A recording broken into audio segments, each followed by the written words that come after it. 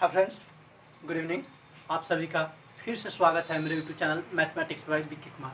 आज हम लोग बात करेंगे क्लास 10th का height and distance. Height and distance से पहले हम लोग देख चुके हैं क्लास 10th का ट्रिग्नोमेट्री एनसीईआरटी को पूरी अच्छी तरह से हम लोगों ने कवर किया। वह ट्रिग्नोमेट्री हम लोगों का एनसीईआरटी का कंप्लीट हो चुका है। अब उसका ही कुछ अनुप्रयोग है, ट्रिग्नोमेट्री के कुछ अनुप्रयोग जो चैप्टर 9 में पढ़ना है या क्लास 10th का ही चैप्टर है हाइट एंड डिस्टेंस। त्रिकोणमिति के कुछ अनुप्रयोग इसका दूसरा नाम है। तो देखिए यह हाइट एंड डिस्टेंस का पहला वीडियो होगा। इसमें हम लोग देखते हैं हाइट एंड डिस्टेंस में। देखिए हाइट एंड डिस्टेंस वास्तव में है क्या। देखिए हाइट एंड डिस्टेंस यानी वास्तव में कुछ ना कुछ ऊंचाई की बात हो रही होगी और कुछ ना कुछ दूरी की बात हो रही है। आखिर के हाइट एंड डिस्टेंस ऊंचाई और दूरी है क्या। देखिए ऊंचाई और दूरी, जैसे मान लीजिए कि मेरे सामने कोई पेड़ है। मेरे सामने क्या है, पेड़ है। तो मान लीजिए कि यहाँ पर मेरे सामने एक पेड़ है, यहाँ पर हम खड़ा हैं। तो यहाँ पर जो पेड़ है तो इसकी कुछ ना कुछ ऊंचाई होगी, यह पेड़ की कुछ ना कुछ ऊंचाई होगी। और यहाँ पर जो हम खड़ा हैं तो यहाँ से हम जहाँ खड़ा है वहाँ से पेड़ की कुछ ना कुछ दूरी होगी। यहाँ से पेड़ की कुछ ना कुछ दूरी होगी। तो ये हो गया ऊंचाई, ये हो गया दूरी। तो यानी पेड़ की यह कुछ ना कुछ जो ऊंचाई है, कुछ ना कुछ ऊंचाई है, इसको बोलते हैं हम ऊर्ध्वाधर रेखा। इसको क्या बोलते हैं, ऊर्ध्वाधर रेखा। जहाँ पर हम खड़े हैं यानी प्रेक्षक की दूरी, प्रेक्षक से या वस्तु से, प्रेक्षक से मीनार की कहिए चाहे पेड़ कहिए, पेड़ की जो दूरी है, इसके यह जो दूरी है इसको बोलेंगे क्षैतिज रेखा। इसको क्या बोलेंगे, क्षैतिज रेखा। यानी यहाँ पर तो हम खड़े, यहाँ से इस पेड़ की जितनी दूरी है उसको क्या बोले, क्षैतिज रेखा। इसको बोले क्षैतिज रेखा। यहाँ से जब हम इधर ताकेंगे तो यहाँ पर कुछ ना कुछ कोण बनेगा। यह हो गया काल्पनिक रेखा, यहाँ पर बना। तो यहाँ पर कुछ ना कुछ कोण बना। यह हो गया दृष्टि रेखा। यह क्या हो गया, दृष्टि रेखा। दृष्टि रेखा यानी ताक रहे हैं ऊपर, तो यह हो गया दृष्टि रेखा। तो यहाँ पर बात हो अभी चार चीज़ की हुई, दृष्टि रेखा, ऊर्ध्वाधर रेखा, क्षैतिज रेखा। आप समझे कि ऊर्ध्वाधर रेखा क्या है, क्षैतिज रेखा क्या है, दृष्टि रेखा क्या है, थीटा। यानी देखिए यहाँ पर चार चीज़ में से हमको दो चीज़ दे दिया जाए ना तो हम सबका मान ज्ञात कर सकते हैं। मान लीजिए थीटा दे दिया, ये दे दिया तो बाकी दोनों का मान ज्ञात कर सकते हैं। ये दे दिया तो बाकी दोनों का मान ज्ञात कर, यानी दो वो चीज़ देना है, दो का हम लोग क्या कर सकते हैं, मान ज्ञात कर सकते हैं। तो देखिए अब देखिए थीटा जो है एंगल कोण को, देखिए यहाँ पर कोण जो होता है दो प्रकार का होता है, उन्नयन अनमन। किसकी बात करेंगे, उन्नयन कोण अनमन कोण। देखिए जब कोण की बात करेंगे, उन्नयन कोण अनमन कोण। जैसे ही मान लीजिए कि ये मीनार हो गया, मीनार से यहाँ पर हम खड़े हैं, यहाँ से हम ऊपर की ओर दिख रहे हैं, तो यहाँ पर जो थीटा कोण बन रहा है, यह थीटा कोण क्या हो गया, तो उन्नयन कोण। क्या हो गया, उन्नयन कोण। उन्नयन कोण कहेंगे किसको, तो देखिए जब हम नीचे से ऊपर की ओर देख रहे हैं, जब नीचे से ऊपर की ओर, ये दृष्टि रेखा है। जैसे उन्नयन कह रहा है, मतलब कह रहा है कि नयन को उठाइए, नयन को जब उठा कर देखेंगे तो उसको बोलेंगे उन्नयन कोण। यहाँ से क्या कर रहे थे, नयन को उठा कर देख रहे हैं, ऊपर की ओर देख रहे थे, यह क्या हो गया मेरा उन्नयन कोण। अब देखिए जैसे मान लीजिए यहाँ पर हम देखते हैं, यहाँ पर कोई व्यक्ति बैठा है, वह ऊपर से नीचे की ओर दिख रहा है, ऊपर से नीचे की ओर दिख रहा है। तो यहाँ पर एक काल्पनिक रेखा होगी थी। तो यहाँ पर जो कोण बना, यहाँ पर जो थीटा कोण बन रहा है, यह हो जाएगा अनमन कोण।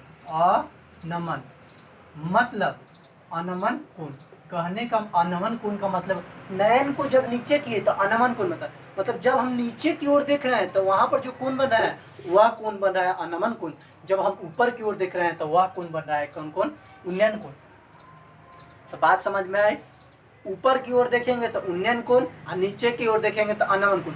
कंसेप्ट यही रहेगा, हमको उन्नयन कोण अनमन कोण दे दिया जाएगा क्वेश्चन में, और उसके बाद कहेगा मान ज्ञात कर। उन्नयन कोण अनमन कोण को बढ़िया से समझिए। अब देखिए जैसे देखिए कोई भी बात करेंगे ना तो समकोण त्रिभुज में ही बात करेंगे।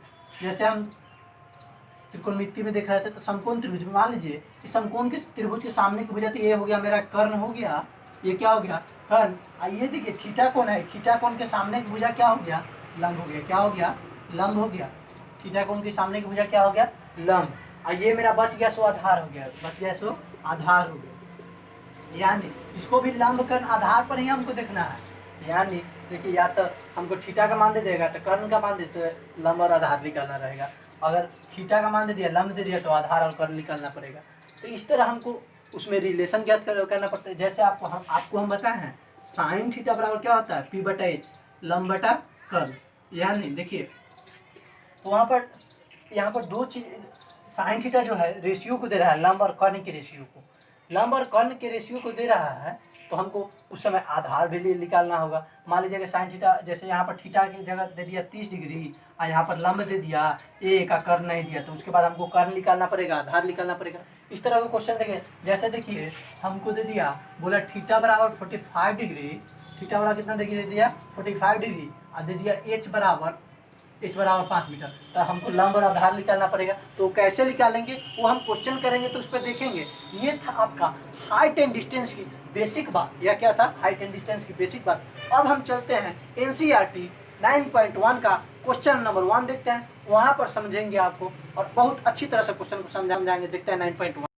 यह क्वेश्चन NCERT 9.1 का है, हाइट एंड डिस्टेंस का क्वेश्चन कह रहा है, सर्कस का एक कलाकार एक 20 मीटर लंबी डोर पर चढ़ रहा है जो अच्छी तरह से तनी हुई है और भूमि पर सीधे लगे खंभे के शिखर से बंधा हुआ है। यदि भूमि स्तर के साथ डोर द्वारा बनाया गया कोण 30 डिग्री का हो तो खंभे की ऊंचाई क्या थी। देखिए, ऐसे सवाल में सबसे पहले हम क्या करते हैं, क्वेश्चन को 2-3 बार पढ़िए। क्वेश्चन को जब तक 2-3 बार पढ़िएगा ना, जब तक समझ में नहीं आएगा क्वेश्चन, जब तक आपसे सवाल नहीं बनेगा। तो क्वेश्चन को 2-3 बार पढ़िए। देखिए क्वेश्चन क्या कह रहा है। क्वेश्चन कहता है, सर्कस का एक कलाकार एक 20 मीटर लंबी डोरी पर चढ़ा। मान लीजिए यह लंबी डोरी है AC, यह लंबी डोरी क्या है AC, यह 20 मीटर की है।